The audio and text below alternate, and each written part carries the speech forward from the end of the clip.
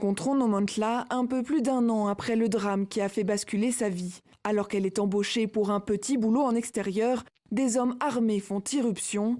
Elle et plusieurs autres jeunes filles vont alors vivre l'enfer et être violées pendant plusieurs heures. Ces hommes choisissaient chaque fille. Toi, je te veux. Toi, viens. Ils prenaient comme ils voulaient. L'un d'eux m'a dit que je devais le suivre. Il m'a dit, est-ce que tu vas me suivre ou est-ce que tu veux mourir? Il m'a demandé d'enlever mon pantalon.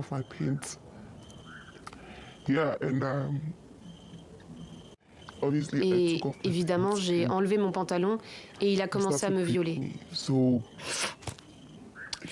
Il m'a violée, violée, violée. Et quand je n'arrivais pas à faire une position qu'il voulait, il me frappait avec son bâton. J'ai eu des blessures sur mon ventre.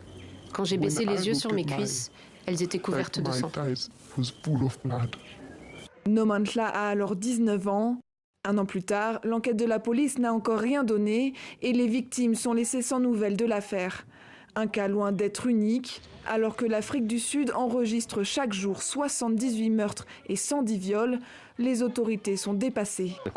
La qualité des enquêteurs, des détectives, n'est pas au niveau d'il y a 20 ans, quand j'ai rejoint la police. Selon les statistiques les plus récentes, la moitié des appels au numéro d'urgence de la police restent sans réponse. Pour l'autre moitié, le délai d'intervention moyen est de 45 minutes. Lorsque vous êtes dans une situation de violence domestique ou n'importe quelle situation de violation de domicile, vous n'avez pas 45 minutes. De plus en plus de femmes ne font plus confiance à la police pour leur venir en aide, alors certaines optent pour une solution radicale. Elles prennent les armes. Karen Brown a rejoint il y a 1 an une association qui initie les femmes au tir. Beaucoup parmi elles cherchent à se reconstruire après avoir été victimes de violences.